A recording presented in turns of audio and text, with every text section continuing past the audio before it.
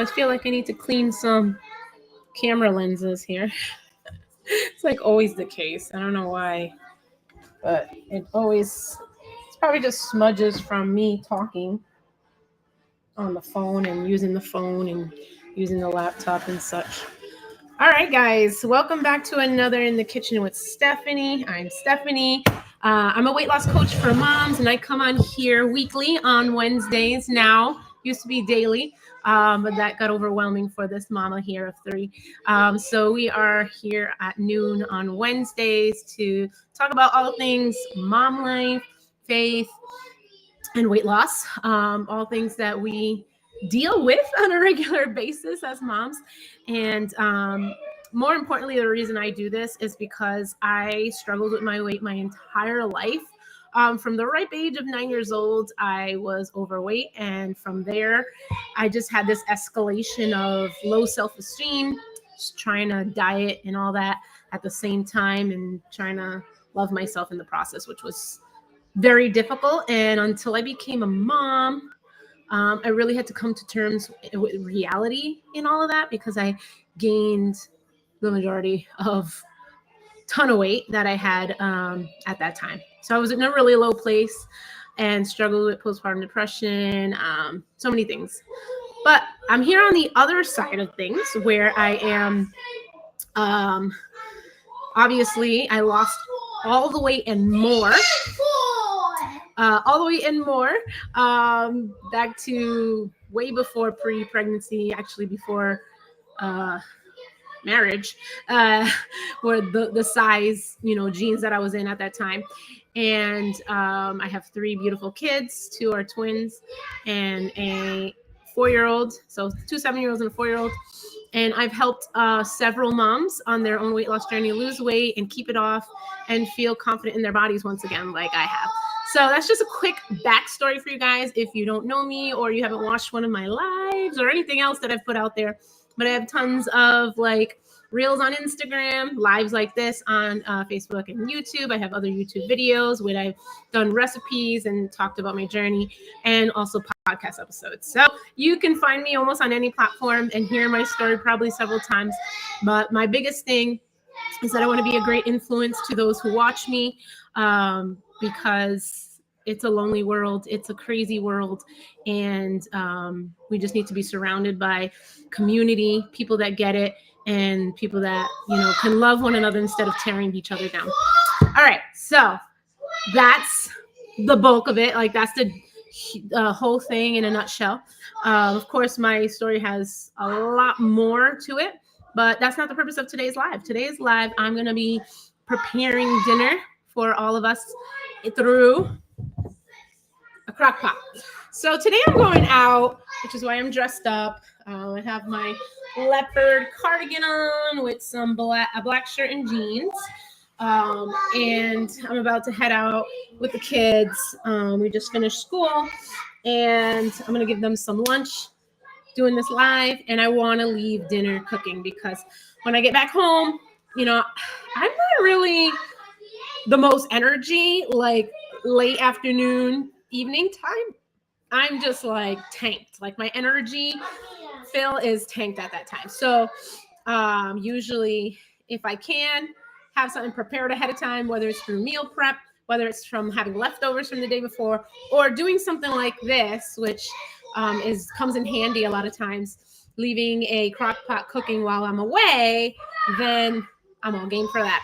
So I have some chicken leg quarters with me. I don't know where you guys shop. I hope this doesn't leak, but I get this 10-pound bag of leg quarters from Walmart, and usually I freeze it until I know when I'm going to use it. And my top meals that I make with that is either a baked chicken or a Spanish dish, which we call pollo guisado. And generally, those are the top 2 uses I make. But today I'm just going to try to do I don't know if I want to do a version of pollo guisado in the crock pot, or maybe do some kind of Italian flair to it. But I'm going to throw it in with some seasoning And I'm not going to worry too much about the side because I do have already prepped mashed potatoes in my freezer, which I got to take out before I leave. And then veggies are really easy to whip up, you know, whether it's raw or cooked. If it's cooked, I just grab my frozen bag, quick and easy, throw it on the skillet, cooks up really fast. If it's raw, then that's just a matter of chopping it up.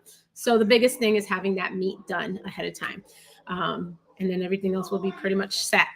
So join me as I do this. This is my least favorite thing to do. I'm going to do it in the sink because it's messy. I really hate cutting and skinning chicken. It's for the mere purpose of it's messy and gross. But we're going to do this.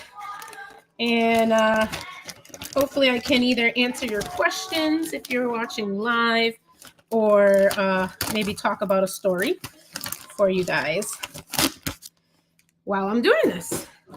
I really want to get this over with, stick it in the crock pot, and then be on my merry way. All right.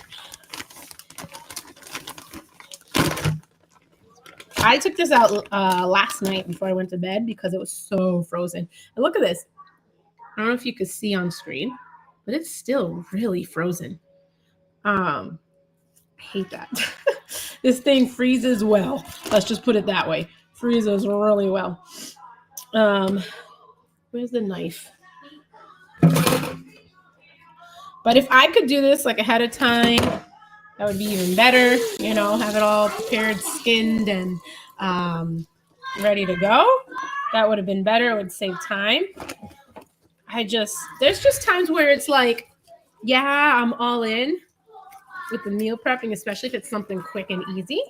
But when it comes to like something like this, I just stick the whole bag in the freezer and deal with it when I have to deal with it. Probably should change that habit because now here I am. I'm going to look at the time right now. It's 12:21. I'm going to see how long it takes to do 10 pounds of chicken. And it's still semi-frozen. But I need to take the skin off because, number one, the skin, when you put it in the crock pot, especially with liquid, is just going to get soggy and make the liquid just sounds weird. Like, I don't know, when I say fluid, I think of bodily fluids. Make the liquid in your crock pot all fatty, and I don't want that. And then I got to cut it, which is always the hardest part for me, because I want all of it to fit in the crock pot. So if not, then you got to play like puzzle pieces. Because like here's a full leg quarter, right? So when I'm sticking it in crock pot here, the bowl, you know, then I got to like figure out how to shift everything. You know what? I'm going to try because I don't have a lot of time. I got to be out. So let's play puzzle pieces today. You know, I've adapted this mantra, this kind of motto that whatever is easiest for me, the mom, I'm going to take the easiest route. You know, there are some things where I'm like, no, I need to take the harder route because, you know, this is the outcome in the end. And so when it comes to like outweighing the outcome from it, whether it's a good idea or not, I got to do that first. Like I got to outweigh it first. I'll give you a couple of examples.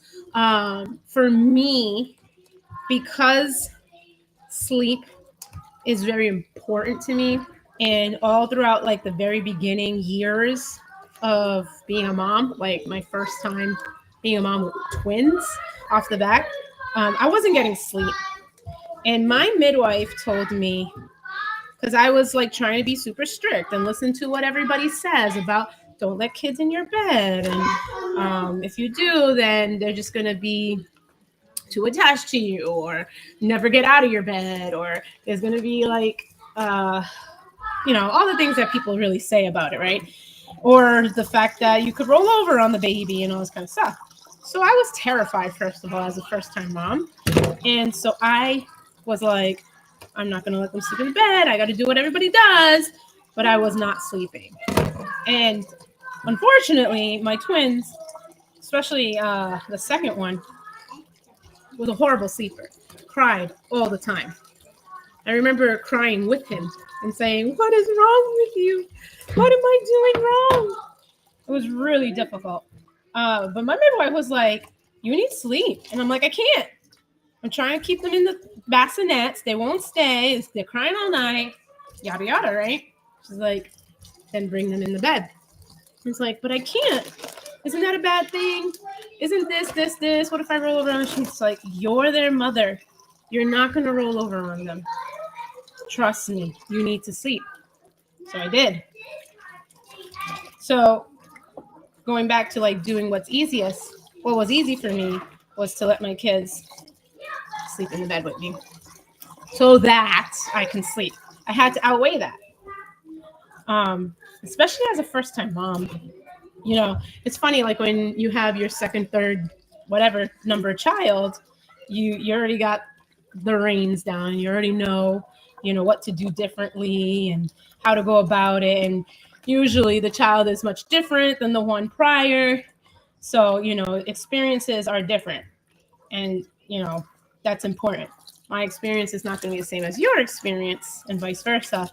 But the point I'm trying to get is that as moms, if it means that we're sacrificing something for ourselves, that we can't function, that we're unhappy, that we're struggling, then we need to work with what we got. And that's what I've done a lot. It's like, I'm going to work with what I got. And so that I can get sleep, so that I can have sanity, so that I'm not miserable, all those kind of things. So anyways, going back and tying it into meal prepping, I used to also be very, very strict about meal prepping like the entire day on Saturday. But I found that it took like my whole day. And so as much as I am like 100% behind meal prepping, it doesn't have to look the way it traditionally looks in the past or how you've seen other people do it. And I changed it. I changed it to, okay, Saturday, I'm going to prep this. Doesn't mean I have to prep every single thing. Doesn't mean, I have to take the whole day. What's the easiest? How am I going to do this? When am I going to do my groceries to match what I'm making?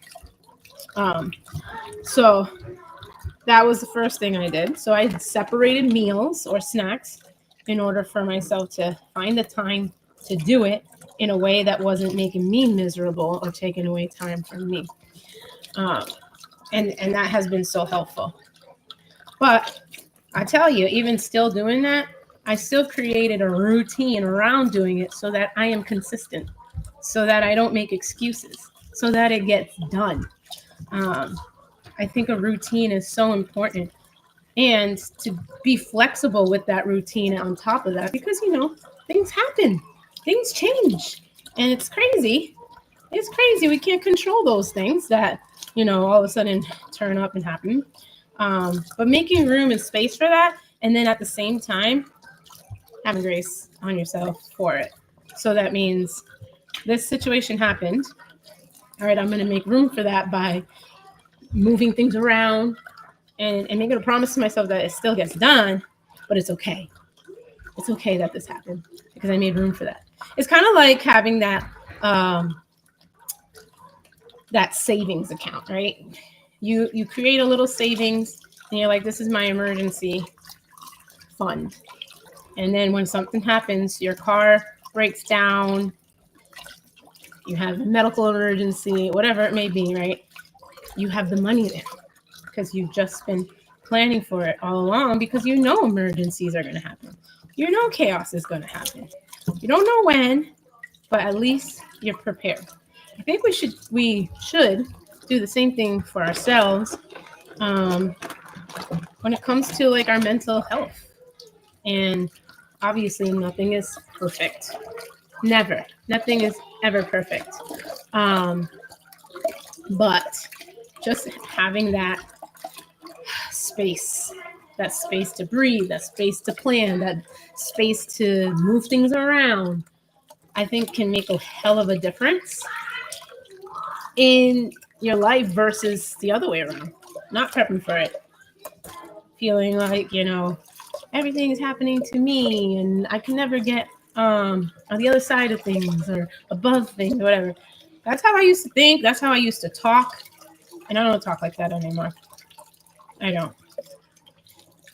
I plan for those things to happen. I do. I really do. And again, all of us are different and our responses are different as well. But it's just the idea behind being prepared. That's what I'm trying to get at. The idea behind getting and being prepared. It does make a difference. It's not perfect, but it makes a difference. And that's all we need is something to just make a little difference in our lives. So meal prepping is big for me and my family. It has given me a lot more sanity to, be able to go out and do things. Like I take the kids out on field trips with their homeschool group, their homeschool co-op group. And if I didn't plan, my meals ahead of time and have things ready and plan for our school times to get our lessons done and all that kind of stuff, then I wouldn't have that freedom to go out and take my kids and do that. Likewise with my own weight loss journey, when I was trying to lose this weight, I thought it was impossible because I had, 2 newborn twins. And although I didn't get it right the first time around, especially because I had another child after, I eventually figured out how I could utilize keeping a plan and routine in place so that I can actually finally lose this weight and not only lose it, but keep it off, which was the most important key. Too many women that I speak to that I've worked with have lost weight, especially throughout their whole life. They have lost weight. The problem that they have is keeping it off because after they lose the weight, they change their habits once again and they go back to the old habits. And then it's hard for them to get back. How many times have we or had a situation, if you can think back to anything, like playing a musical instrument, or maybe you learn something like a skill, how to draw or to ride your bike, and you haven't done it in a long time. When you do it again for the first time, you're going to be nervous as heck. You're going to be, maybe you don't forget it completely, but to get into that routine of practicing and getting as skilled as you were before takes a lot of time and effort. And sometimes we get to that point where because it takes so much time and effort, we got ourselves to that place and it's like, oh my gosh, I can't do this. We start having those negative thoughts and thinking like, oh, I can't do this. This is never going to happen. I'm too old, or I have too many issues or stressors, or I have this medical condition. And we either give up or we try, but we're trying in a way that it doesn't suit our body's physiological needs. As we age, we deal with hormonal issues, we deal with inflammation, we deal with fatigue, right? A lot of different things are going on. And so we need to also be able to approach weight loss with that in mind. And it's not going to be exactly the same, but we do know the fundamentals. Hold on, baby. We do know the fundamentals. So we need to go back to the fundamentals and not get ourselves back into old ways, because who likes being on an endless roller coaster? The roller coaster's fun at first, right? It's like, I can deal with this, whatever. Then after a while, you're getting nauseous. You're getting scared. You're like, when is this going to end? Is it going to break down on me? That's the same way with our weight loss. So anyways, that is my speech and inspiration for you guys today.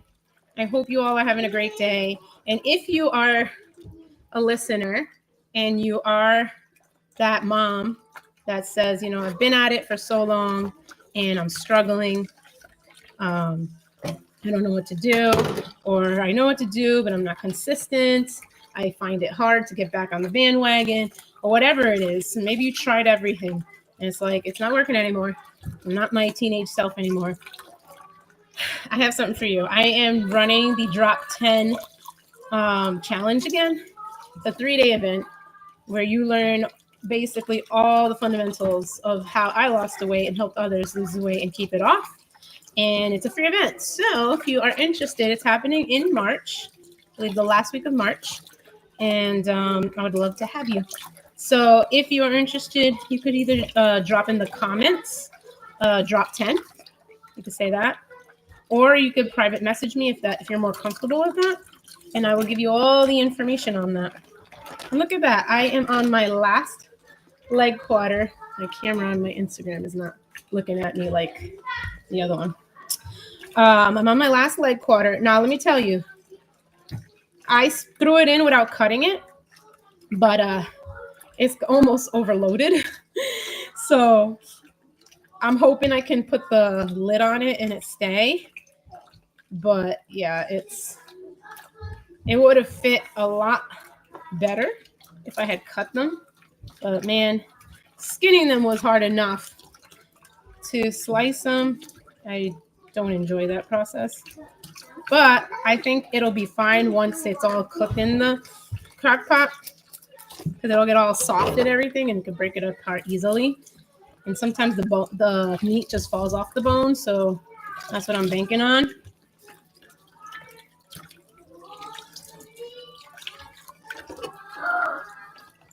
Here we go, last piece. All right, let's see if I can get this a little more fitted here. We got it. So my job now is to just season it all, put some broth, and set it to go. I'm gonna give my kids their lunch before I head off. But thank you for joining me on another In the Kitchen with Stephanie. I was hoping to make another recipe. I'm thinking maybe I'll save it for next week, but I was planning to do a low-fat cheesecake made with cottage cheese and yogurt. So somebody had requested me to do a cheesecake, sugar-free cheesecake. So that's what I'm planning for. I was going to do it today, but I didn't have time. So next Wednesday, we'll do that. All right, guys. Hope you have a lovely day. Let me know. Feel free to reach out if need be. And I'll see you next week. Bye.